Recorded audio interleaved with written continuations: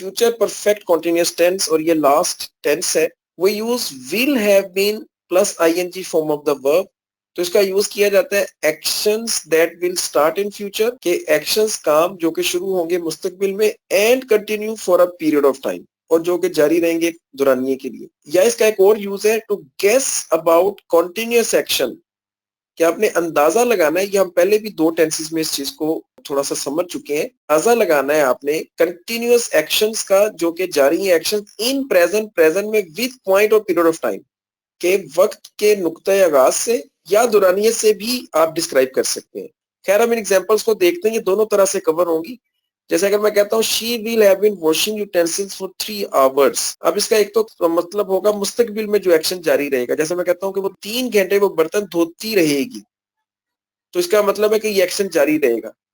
और अगर मैं कहता हूँ वो 3 घंटे से बर्तन धो रही होगी, तो ये आपको ऐसे है कि जैसे आप अंदाजा लगा रहे हैं। इसी तरह they will have been constructing this building for next 5 years, कि वो इस इमारत को 5 साल अगले तमीर करते रहेंगे। ठीक है, जैसे बड़े प्रोजेक्ट्स होते हैं बिल्डिंग्स के और इस तरह की रोड्स वगैरह, तो प्रोजेक्ट्स कई सालों के होते हैं। फिर he will have been washing his car till evening, कि वो शाम तक अपनी गाड़ी धोता रहेगा।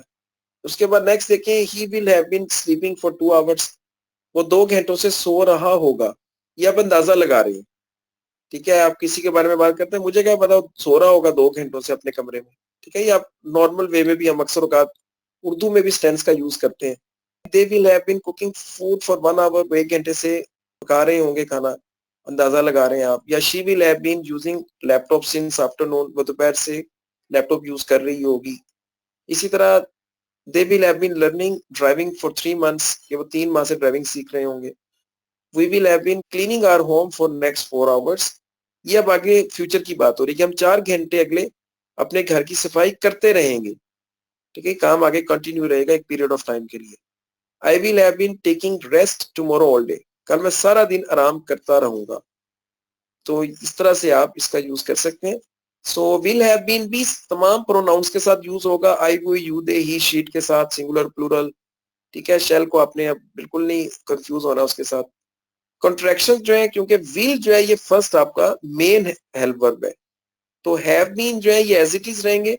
तो आपने असल में विल को सिर्फ यूज करना होगा नेगेटिव और क्वेश्चन वगैरह बनाने में। तो इसको हम कह सकते हैं वॉन्ट हैव बीन, क्योंकि विल नॉट की शॉर्ट फॉर्म जो है वो वॉन्ट है।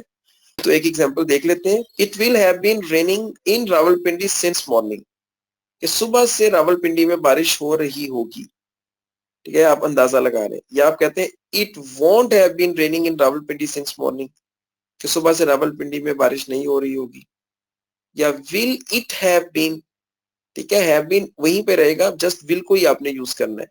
So will it have been raining in Rawalpindi since morning, क्या सुबह से रावलपिंडी में बारिश हो रही होगी। नेगेटिव क्वेश्चन कि won't it have been raining in Rawalpindi since morning, क्या सुबह से रावलपिंडी में बारिश नहीं हो रही होगी। ठीक है, तो ये आपने विल को जो है बेसिकली मेन हेल्प वर्ब के तौर पे यूज करना है, बाकी हैव बीन जो है वो ऐसे ही रहेगा।